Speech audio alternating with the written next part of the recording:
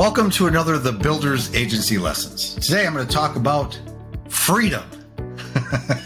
Being able to take time off while you're building a business or when you have a business, whether it's an existing business, whether you're growing, no matter what you're doing.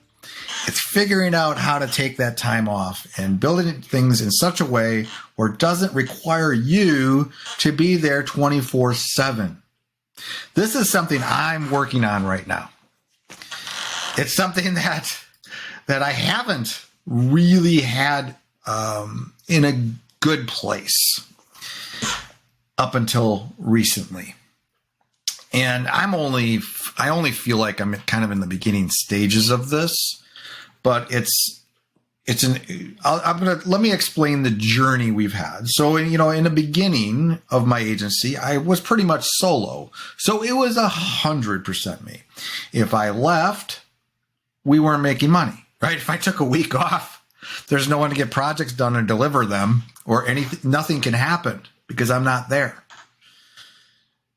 And even from a client perspective, if I'm managing something and I'm not there when a fire happens, it doesn't get handled. So I have to get myself into a place where that's possible. So I started hiring people, but even in the beginning, those first hires were for specific projects,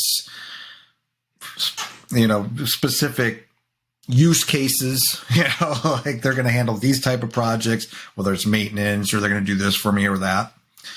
But it really still wasn't around the management of things. And that's where things have to be thought about. Because now with a team at this stage, we have a lot of things going on. It's hourly. Things are coming in. Things are being done. Things are always happening now. We're at that stage, right? So, but I'm baked into that, right? And for a long time, I've been baked into that where things don't go if Matt's not around. Things don't get assigned. No one's there to really help a lot of our clients. No one's there to, unless Matt's there, no one's there to, take on a project, make sure that project gets done, complete it, communicate back to the client, it's done, to manage a project management system, all this stuff. It's all on Matt. And for a long time, that's the way it was. And for a long time, that's the way it was going to be, right? There's, to me, and others might have other ideas around this, but for me, especially having somebody that's bootstrapped his own agency here, there was going to be this period of time where I'm very baked into things and I'm very involved. My hat changed, or my hats changed, or the type of hats that I wear in this business change over time, or the percentage I spend on certain things change.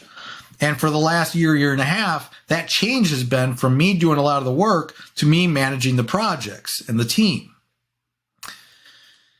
So where am I, come to the summer 2022, I'm at a point where I'm not able to, it's getting harder and harder for me to think about scaling anything or adding another client where I'm going to have to manage more projects because I'm maxing out.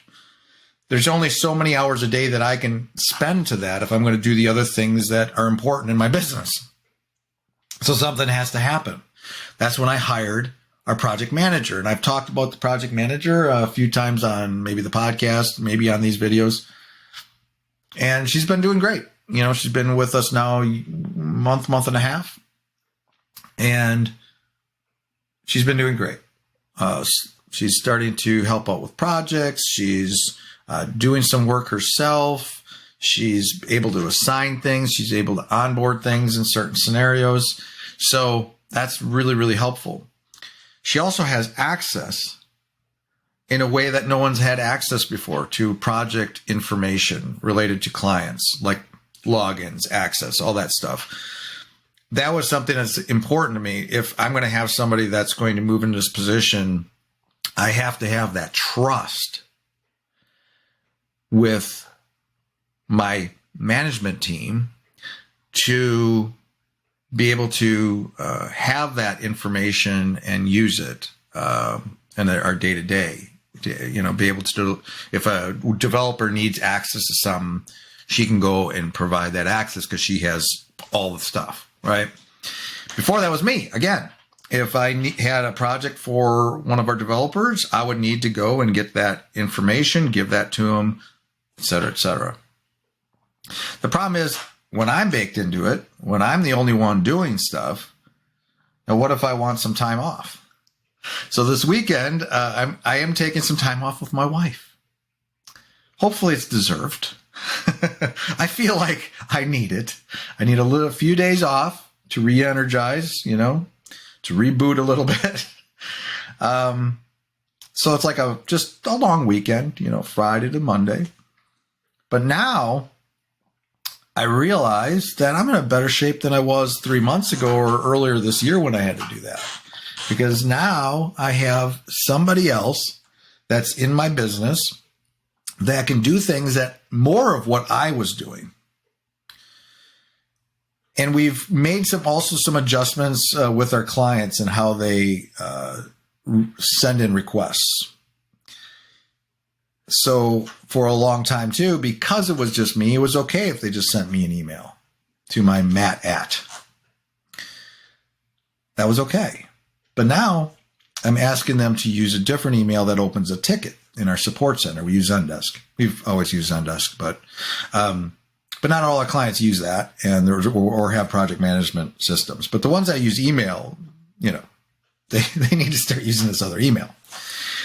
So that opens a ticket. Now I can have my project manager in there. I already have my virtual assistant in there. She takes on those, she onboards them and then signs them and stuff. So, but now I have 2 people in there that have different roles because my virtual assistant already helps me with different parts of my business and has certain access. Now the project manager has certain access, and together they can run a lot of stuff. They can actually take on projects, communicate with our clients if needed be through those systems, and get work assigned, get it done without me being there. It's not perfect yet. We got some ways to go. There's a lot of things I still do kind of handle on, I have to handle myself, but it's a step in the right direction. So I think that's the lesson this week. And this is like, I can't wait for this weekend. I can't wait because it's like, I've been preparing for this, getting her in Zendesk, getting her introduced to my clients, getting her in certain project management systems my clients use, kind of integrating her in all that. She's already been doing stuff, figuring out that process. It's all about, so the keys here are getting the right people in place, people that you can trust, that can hold those keys, that you can trust that they can hold those keys, whether it's access codes or whatever, right? Also having the systems and processes in place, which we kind of already did. Certainly there's always things to improve there and review, but we have some really pretty good processes to get things onboarded, assigned, and done and then delivered. And then working with the clients to make sure they understand our systems as well and the best way to communicate with us. Those 3 things, are really, really important. And again, I feel like this is the first step. It's like, but that's kind of how you got to do it though, right? You got to identify the things you need in place. Like this project management piece was something I needed to solve sooner than later. I have it solved. And as I have figured out, the other roles in my business, I got the virtual assistant. Hi, Jep. I have the virtual assistant. I have web developers. We can get stuff done. So those roles are handled. We have no problem doing web design development, maintaining things and building things and all that. That's not the problem. It's the management side. So now I have to pay attention to that. If I can solve that management piece, then I can think about scale again. And if I can, her role is now being defined so that when we scale up to another level, I might have to add another one, another role similar to that, or she manages that person or whatever happens there, right? But now I can see it like, oh, that's the type of person I need. The skill sets she has, there's a specific skill sets she has to have. And so that's in place.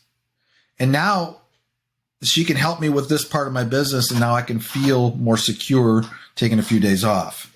Hopefully eventually that'll be a week or two I can take off and, but that is, I think that's an important thing. A lot of times we as business people, business owners, entrepreneurs, whatever, there's going to be parts of that business that want to consume all your time. It's always that way. But, and I think that's what leads to a lot of burnout, a lot of people having to take time off. Friend of mine, developer, I just touched base with the other week, and he told me he needed to step away from a lot of stuff this summer because he was feeling burnt out. But he has a lot on his plate. He's doing a lot of things himself. He doesn't have a team and all that stuff. That's one of the reasons I'm building things like I'm building them. Because I understood that someday something's going to happen. I'm going to need time off. Something might happen to me. I want the business to continue. I want to be able to continue to take care of clients. And that's the power in that. And that's how important that is to me. If I'm the only one doing the work, and something happens to me, that's not good for my clients. So, or my business. I could lose business, whatever. So that's the lesson. That's the lesson, I'm learning as I go here and I'm sharing with you. It's like, what is that next step that I need to take in order to start extracting myself from that business? I'm still pretty baked into a lot of things, for sure. But the end goal has to be for me that I can take a few days off, or I can have a business that kind of runs. And then I can focus on other things that are important to the business. I'm still going to be doing things, but like that part of it though, being able to take care of our clients if something happens to Matt is super important to me. It's also the idea that I can, take that time off and not stress about it. So, all right. Hope you found this interesting. Until next time, take care.